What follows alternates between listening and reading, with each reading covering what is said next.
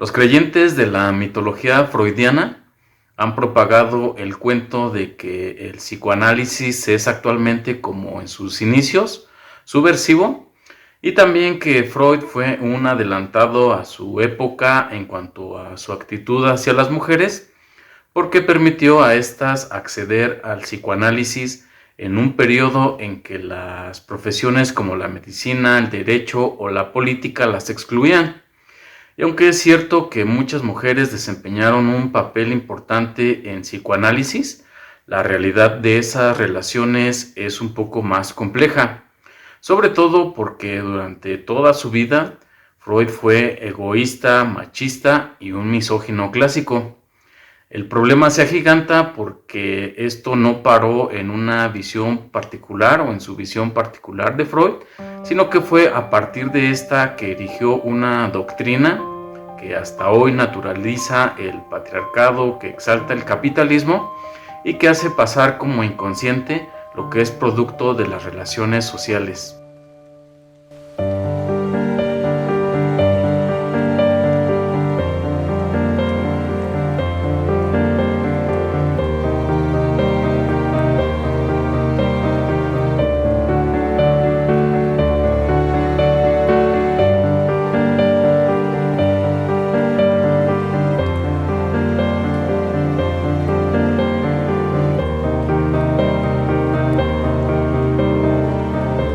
Hacia finales de 1929, Freud acabó el malestar en la cultura, ahí vertió un gran ataque hacia la praxis transformadora y situó al amor y a la conciencia de culpa como los grandes generadores de la conciencia moral.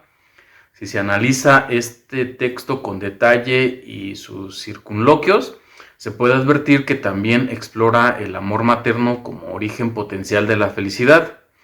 Aunque resulta evidente, como vimos en el video de Otto Rank, que el valor asociado a las madres y a las mujeres nunca progresaron en Freud. Seguía teniendo los mismos prejuicios que cuando era adolescente. En 1873, Freud tenía 17 años y le escribió a su amigo Emil Flos lo siguiente: Cuán sabios nuestros educadores al importunar apenas al sexo débil con el conocimiento científico. Las mujeres han venido al mundo para algo mejor que ser sensatas. Comparemos esta cita con esta otra cuando Freud ya era viejo. Lo siguiente fue escrito en su artículo de 1933, donde reunió y sintetizó sus formulaciones sobre feminidad.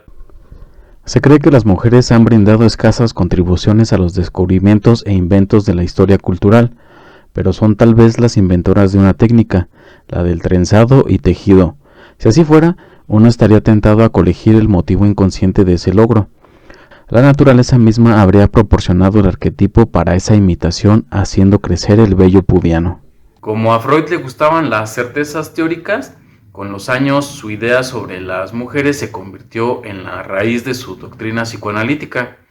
Esta se materializó en sus teorías sexuales infantiles de 1908, donde sus etapas de desarrollo de la libido arribaron al estadio fálico, pero en las que ni por error existió apelación que incluyera al aparato genital femenino. Si nos retrotraemos aún más, observaremos que lo anterior es la continuidad del complejo de Édipo, que sin duda tiene que ver con su propia historia de vida, concretamente con su primer objeto de amor, es decir, su madre, quien condicionó de cierta manera sus futuras relaciones con muchas otras mujeres, así como su posición falócrata.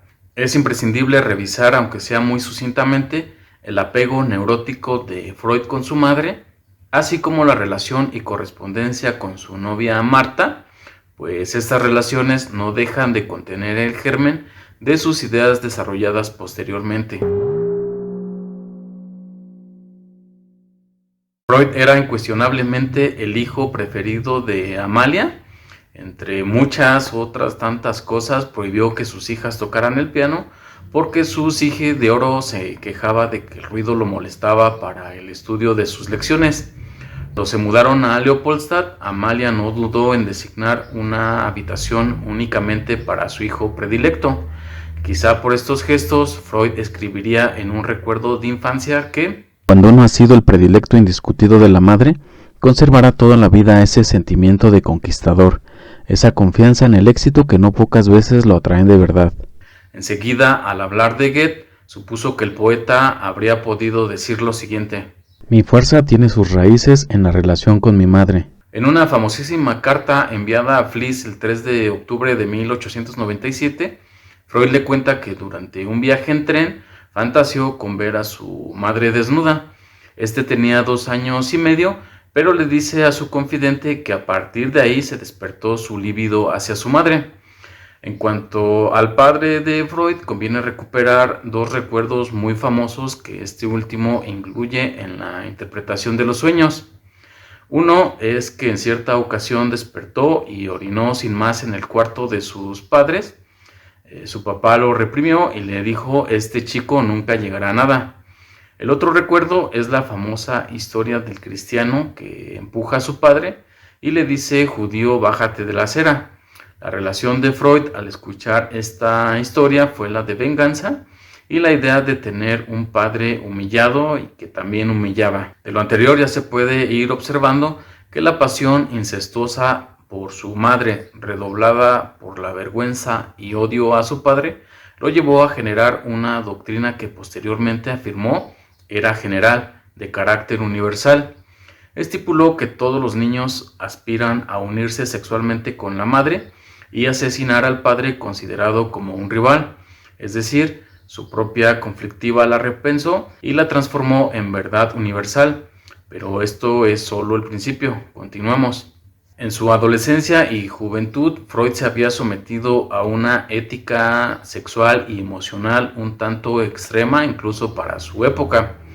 Era un mojigato que sermoneaba a sus amigos sobre los males del sexo y las aventuras amorosas prematrimoniales. Incluso llegó a reprender a sus hermanas cuando éstas leían libros demasiado subidos de tono. Hasta los 26 años apenas tuvo contacto con mujeres que no fueran de la familia, con la excepción de un breve pero intenso deseo por Frau Flaus, una mujer de la edad de su madre. Se había enamorado en el acto de Martha Bernays, cuya escasa estatura, feminidad y maleabilidad lo atraían. La correspondencia con su novia y futura esposa, aparte de estar repleta de confesiones narcisistas, de deseos de riqueza y celebridad, deja de ver rasgos de un hombre celoso, posesivo, machista, que protesta cuando le habla de un primo con afecto y que le ordena no dirigirle la palabra a ningún hombre. Como novio fue engreído en París en una fiesta en la casa de Charcot. Le escribe que si hubiese querido hubiera seducido a la hija de este hombre para hacer carrera. Cuando Karl Kohler se erigió como descubridor de las propiedades anestésicas de la cocaína, Freud culpó a Martha. Dijo que si no hubiese tenido que suspender sus investigaciones por unos días junto a su novia, él es el que hubiese alcanzado la fama. Aunque magnánimo, en su presentación autobiográfica escribió: pero no guardé rencor a mi novia por la interrupción de entonces.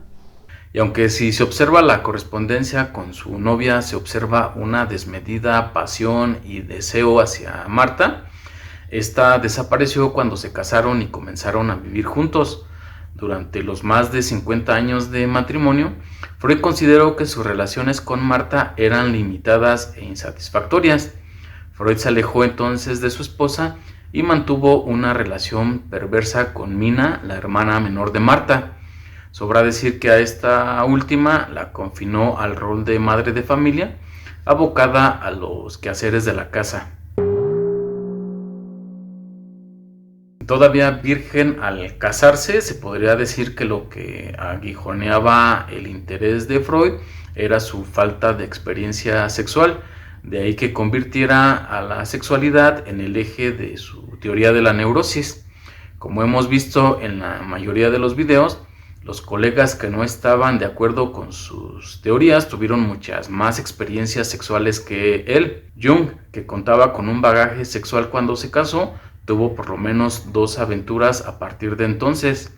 Otto Rank, a quien de adolescente el sexo lo aterrorizaba, superó este miedo y se casó en 2 ocasiones y tuvo varias aventuras. El sexualmente impulsivo Ferenczi disfrutó de varios contactos amorosos así como múltiples aventuras. Ya ni se diga de Victor Tausk o Otto Gross. Ninguno de estos psicoanalistas secundaba el papel todopoderoso que Freud otorgaba a lo que denominaba el más desenfrenado de todos los instintos. Igual como ocurría con todos los temas que abordaba, Freud no vaciló a la hora de postular teorías sobre la vida sexual de las mujeres. Ya en 1905, en 3 ensayos sobre una teoría sexual, había escrito que la vida del hombre había sido asequible a sus investigaciones, mientras que la de la mujer permanece envuelta en una oscuridad todavía impenetrable, en parte a causa de la atrofia cultural, pero en parte también por la reserva y la insinceridad convencionales de las mujeres. En el ensayo Análisis Profano afirmó que la vida sexual de la mujer adulta continuaba siendo un continente oscuro para la psicología. No obstante, sus ideas ya iban adoptando una forma definitiva. Que no nos avergüence esa diferencia. En efecto, incluso la vida sexual de la mujer adulta sigue siendo un continente negro para la psicología, pero hemos discernido que la niña siente pesadamente la falta de un miembro sexual de igual valor que el masculino. Se considera inferiorizada por esa falta y esa envidia del pene da origen a una serie de reacciones característicamente femeninas. Finalmente, en un famoso comentario citado por Jones, Freud dijo: la gran pregunta, que todavía no he logrado responder a pesar de que llevo 30 años investigando el alma femenina, es ¿qué quiere una mujer? Si bien con estas observaciones matizaba su postura, su tesis principal la afirmaba con gran convicción. Afirmó que la fuente primordial de angustia en la infancia era la amenaza de la castración.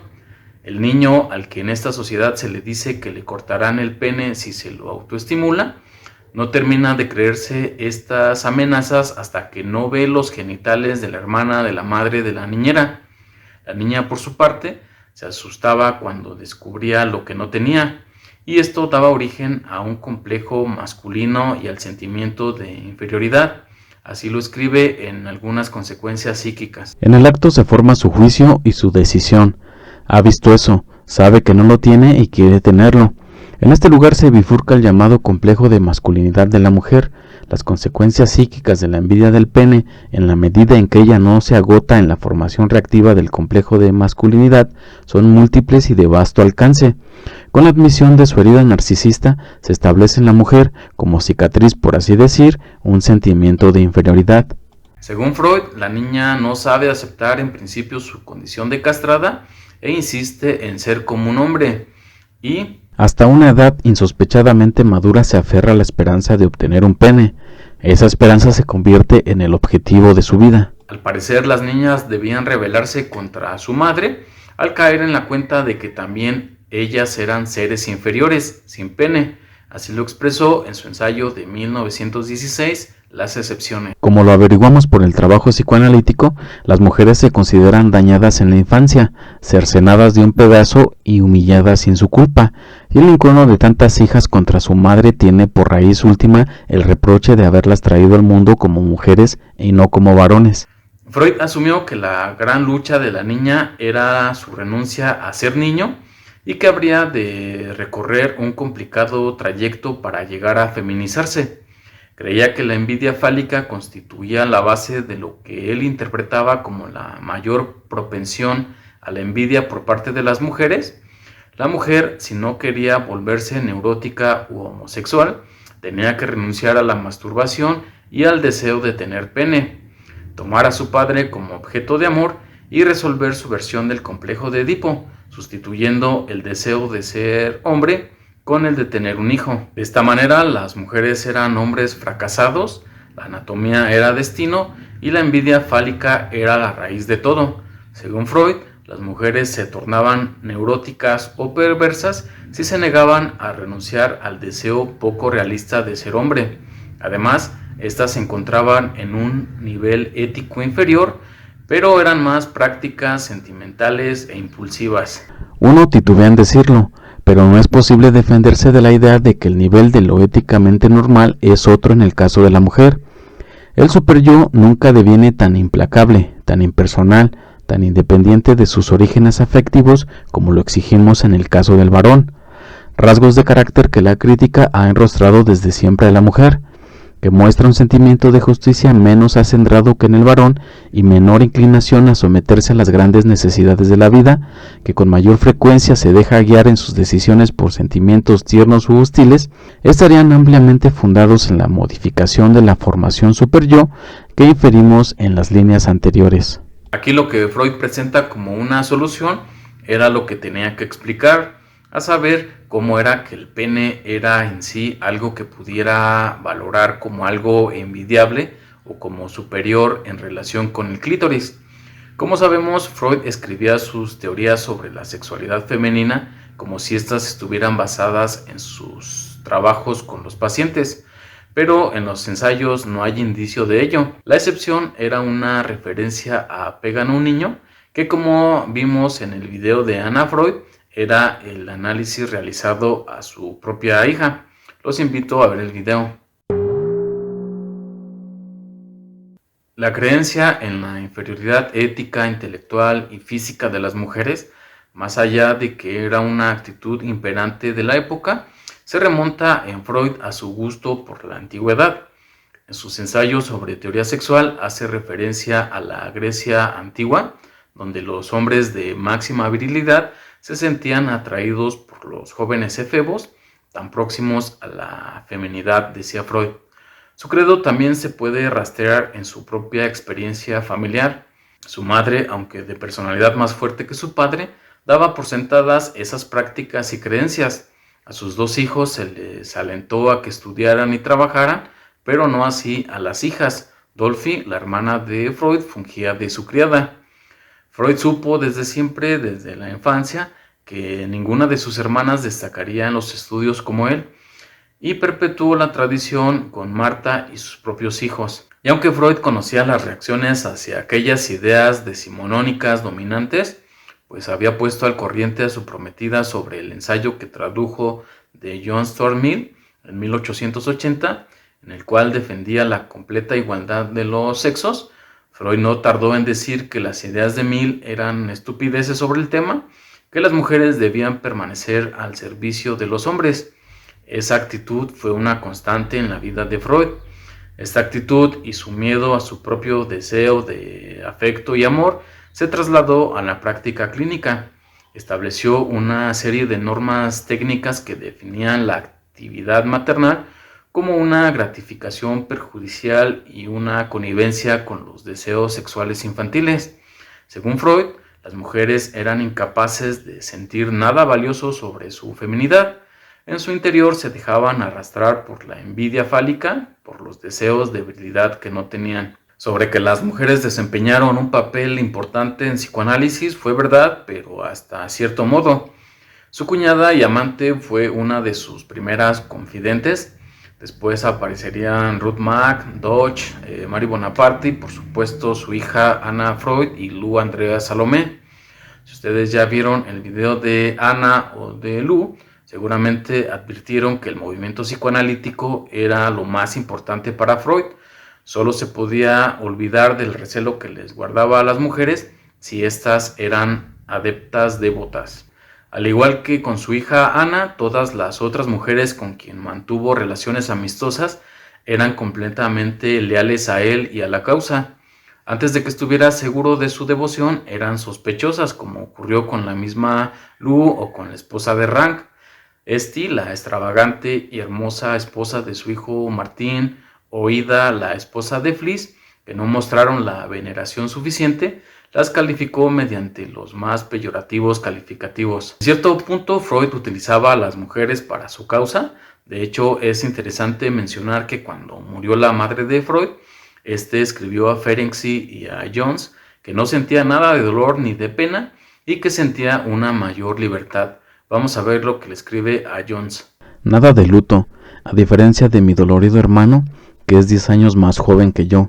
No asistí al funeral. Una vez más, Ana me representó. Si bien los comentarios denotan una prudencia comedida, la ausencia de dolor y desinterés tan prominente en el caso de su hermano resulta sorprendente. Más resulta sorprendente y hasta cierto punto doloroso que con todo el poder y dinero que disponía Freud, sus hermanas hayan terminado en los campos de concentración nazi. Las distorsionadas opiniones de Freud sobre las mujeres se evidencian incluso hasta hoy en muchos aspectos del psicoanálisis. Por ejemplo, estas ideas fueron traslapadas no sin antes aderezarles bastante humo retórico a la deontología lacaniana. Esta supone que el falo solo representa el orden simbólico y no deja de mirarse a la mujer como errante, persiguiendo el falo en forma de poder, de dinero y rivalizando con la madre. Ahí se sigue creyendo que el padre es de mayor importancia que la madre en la constitución subjetiva. Y de hecho, como terapeuta, Freud cumplió la función de autoridad paternal y rechazó las ideas de Breuer, de Jung, Rank, Ferenczi, quienes cada uno a su modo otorgaban la misma condición a las mujeres. Es lamentable que aún hoy se crea que lo fundamental en los conflictos nucleares se restrinja o se reduzca al papel del padre. Pero lo más lamentable es que el hombre que escribió que las mujeres estaban destinadas a las tareas domésticas, a ser niños y que cualquier capricho de autonomía o de independencia era una tontería, que concibió a las mujeres como seres inferiores, como hombres castrados, se vea como un paragón de la liberación sexual, del feminismo, incluso del anticapitalismo. Ojalá pudieran comentar sobre la pertinencia de la teoría de la castración, el dogma de la envidia del pene, la teoría del falo faltante o el clítoris como pene atrofiado. Si han observado directamente estas premisas y si practican la clínica psicoanalítica, que pudieran comentar hasta qué punto han verificado o incluso comprobado estos planteamientos. Hasta pronto.